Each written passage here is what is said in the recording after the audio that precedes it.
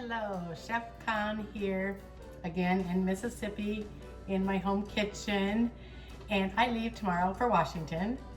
And when I got here, I did a bunch of grocery shopping, so I have things left over that I need to use or want to use. So today we're going to I'm going to go through all of my little products that I have that I don't want to waste and what I can do with them. So I could look at recipes, and I actually got inspired because of my area where I am. I was into red beans and rice. So I'm going to do a take on red beans and rice, but that'll be probably as far as it's going to go. For instance, I have a little pack of crawfish tails. So I wanted to use those, even though someone in this house doesn't eat crawfish, but you'll never know unless he sees the video. So what I have is I do have my red beans. I also had soaked some black eyed peas the other day. So I'm actually going to add them together, and I have my rice. So yes, we're going to do a take on the rice and beans. With those, I have, of course, a ton of onions, which I'm going to need for both dishes. I have garlic. That's all I have left, so kind of a scant amount. I have thyme. I have some sage and a little bit of rosemary. So I'm going to use those herbs. I'll probably put more in my bean and rice mixture. I have a little bit of mushrooms that I'll use. I have a little leftover okra from the other day. I have red and a little bit of yellow pepper left over. I have some nice cabbage. I have some carrots. I have ham hocks, which of course those are going in the beans and rice, or in the beans originally to start. And then I have one sausage left over. I love Cajun sausage. It's fun to see grocery shop here because brands are different. You know, there are different products, so I can walk around the grocery store for quite a while. So with the beans and rice, I'm gonna, of course, use my onions. I don't have celery, so my holy trinity for the plain in the South and with Cajun and Creole food is not gonna be right up to par. But I will be using the peppers. I'll use the onions. I'm gonna put some carrots. Carrots always add a sweetness that I love. And probably I have about 5 carrots, so I'm gonna put some in the crawfish dish and the rest with the beans and rice. And I did find some kind of fun pasta. So the crawfish, I'm gonna make, it already comes in a partial sauce, so that's a little cheating, but I'm gonna be definitely adding to it. I'll probably add a little tomato to stretch it out, some chicken stock. And with the crawfish, I'm gonna use my asparagus. So it's gonna be very veggie oriented. I'll have a couple of the carrots. I'll use the okra, which of course I'm gonna fry, and this time, where the other day I kept them whole, this time I'm gonna cut them in sections. I'll also put the mushrooms with the crawfish dish. The cabbage is gonna go in the beans and rice, and the peppers, of course, the carrots. The herbage will go mostly in the beans and rice, but I'll probably put a little bit in the crawfish.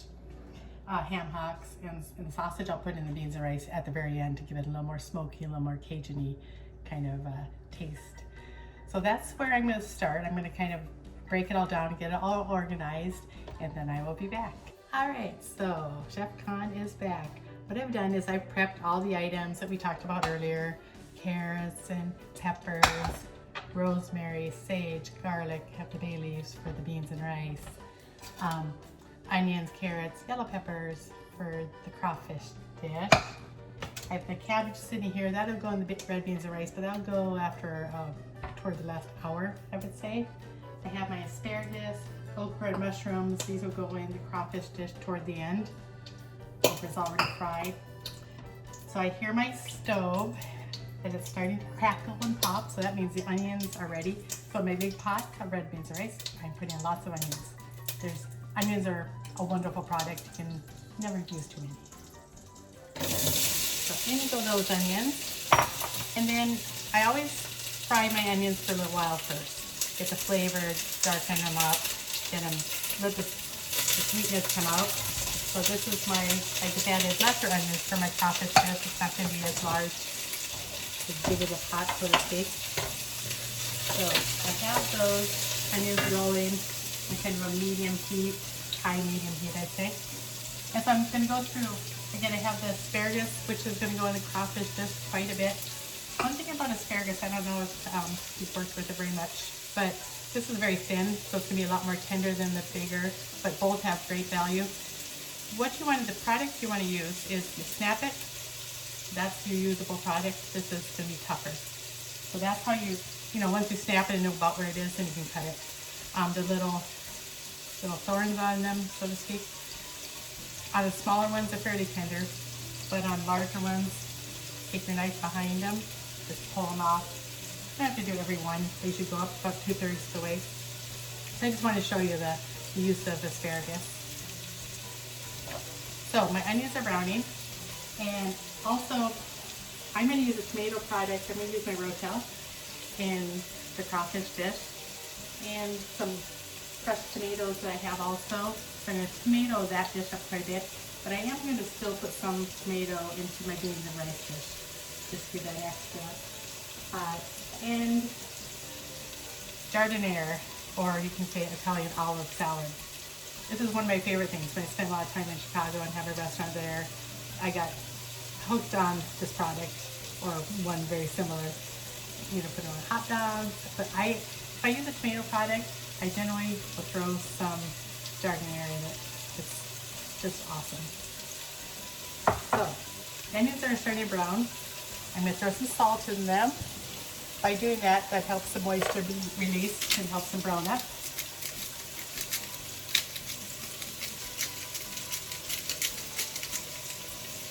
And I am going to stir. Make sure they're moving.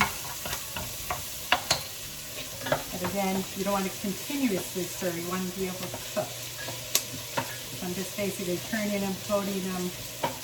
Add a couple tablespoons of oil in the bigger pot. Tablespoon in the crawfish, the smaller pot.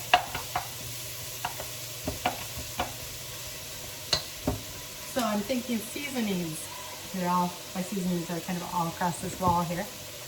Definitely use paprika in both. Using the smoked paprika. I'm going to use my fenugreek just a little bit into the crawfish dish to kind of give it a little extra flavor. Something the fenugreek to me has something that's so different and kind of exotic, unique. I'm going to put a little harissa. It's going to have a little bit of a heat to it. That's going to go in my beans and rice. But since I do have those in the house that aren't big spice people, I have to go easy on this. And I'll kind of, because I do have, I'm going to put I have a little chopped up rosemary and thyme. I'm going to put most of it in the beans and rice, but a little bit into the crawfish. And it has sage, that'll go in the beans and rice. I don't use sage a ton, but I'll be using it today since I had it, and I don't want it to go to waste since I'll be gone for about a month. Have a good amount of garlic, could have been even more. That will almost divide evenly. I have a couple bay leaves that will go with the beans and rice. And again, either cut or tear around your bay leaf. That helps release the oils of the herb underneath. So I have the carrot and red pepper that's going to go with the onion and the beans and rice. My onion's getting there. It's in a smaller pot. It's starting to brown just slightly. There'll be little bits of brown on it. This pot has a little bit more, so it's taking a little bit longer. That's one thing when you're using and sauteing vegetables, onions, etc.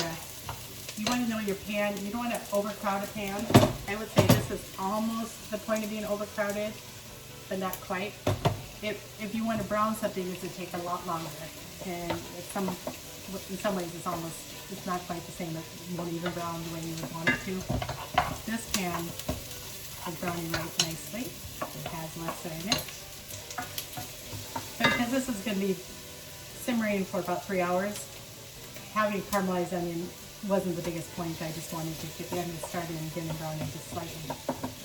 So, into the crawfish, I'm going to put the carrot and the pepper.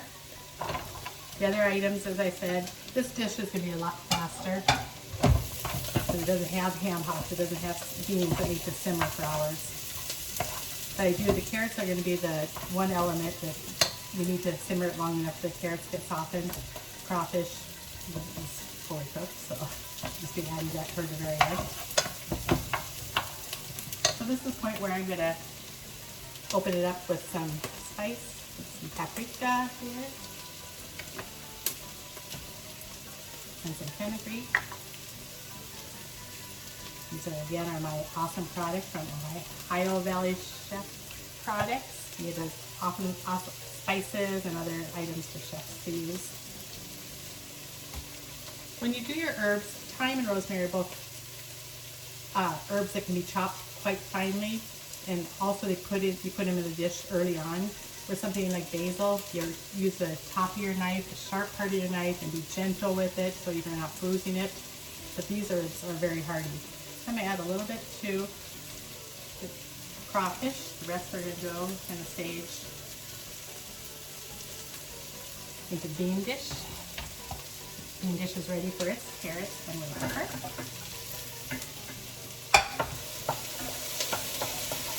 And again, I'm just using what I had in the house. I didn't run to the store for celery. I didn't run for green pepper, or maybe something else that it might have been something I wanted to put in. But regardless, you can always find a way to cook what you have in the house.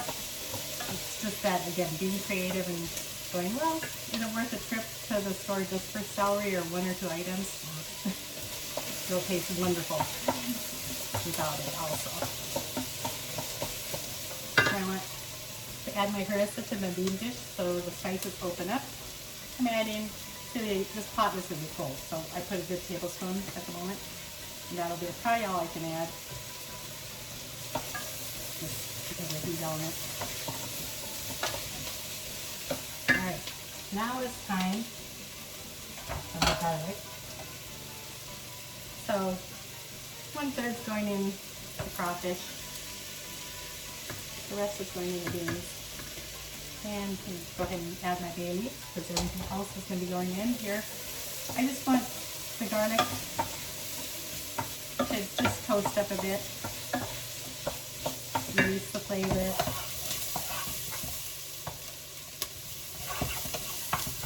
And again, I'm using an electric stove, so it's different than gas. Even with gas, though, you're always adjusting, listening to your pan, adjusting heat. Does it sound like it's making too much noise, maybe it's too hot, or the product's getting to where you want to add something like a liquid. Of course, a lot of cooking is about looking and watching, but it's also about listening. Alright, so both dishes, the onions are getting right where I want them. So now, I'm going to add my ham hocks. These are wonderful. Before the dish is all the way finished, I'll pull them out and kind of pick off the meat a little bit, but still let the rest of it hang out in the soup. Alright, now I'm going to add my black eyed peas, my red beans. So, since I am leaving tomorrow, this dish will be frozen to an extent, or I'll freeze a lot of it, so somebody who's still here can eat it. So, I'm going to add my asparagus. It doesn't take as long as the carrots, but it is a firm vegetable, and this can take a little bit. Okay. Just coat it in the pan with everything else. The garlic is ready. Now I'm going to add my rotel. And again, at this step, fresh tomatoes are wonderful. They're like chef's gold. But at this time of year, when you're in the winter, canned tomatoes are the way to go. So I never feel badly about using canned tomatoes because I definitely use them. So I put the rotel in. I'm going to put some of my crushed tomato.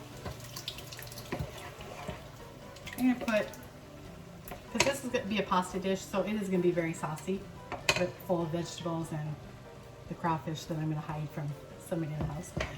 Never know. So I'm adding about 2/3 of this to make the nice, you can say, crawfish marinara. And the rest of them I'm going to add to my bean dish. Now, at this point, if you have chicken stock, I actually have one.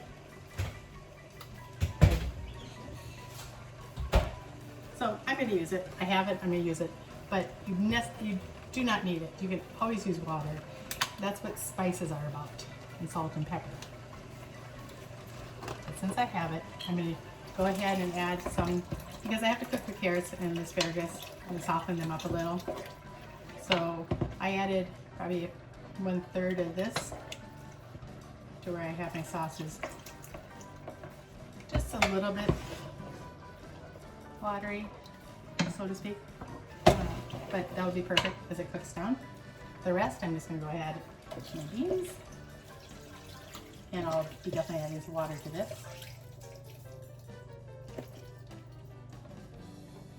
And again, toward the very last hour, I'll be adding the cabbage. Right now, I'm just going to add the liquid. I'm going to use my can to get the rest of the little tomato out of there.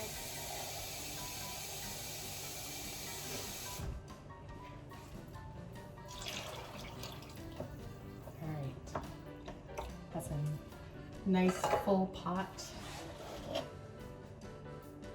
And that'll, as it cooks, I'll probably be adding more water.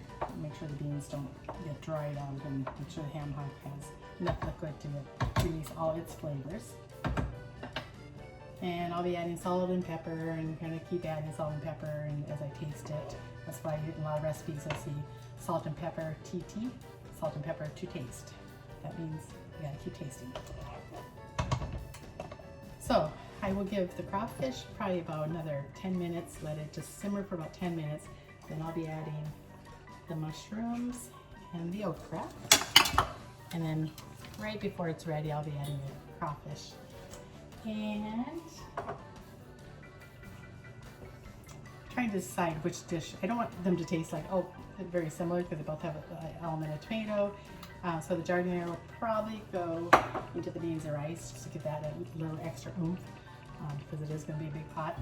I do have, and if you watched one of my earlier videos from earlier this week, my hot pepper berry bacon jam.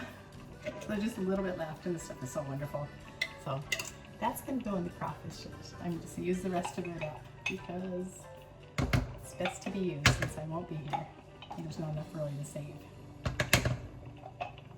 It could have gone into the beans and rice, but since the pot is so big and there's only like a tablespoon left, it'll pop out in this dish because there's less of it. It's a smaller dish. All right. So at the very end, before we eat or before I start freezing a lot of it, I'll cook up the rice and I'll cook up the pasta, and hopefully friends will come over and we can share some of this. So thank you for watching, and Chef Khan cooks, and today cooking in Mississippi. And next week I'll be cooking back in Washington State. So till next time.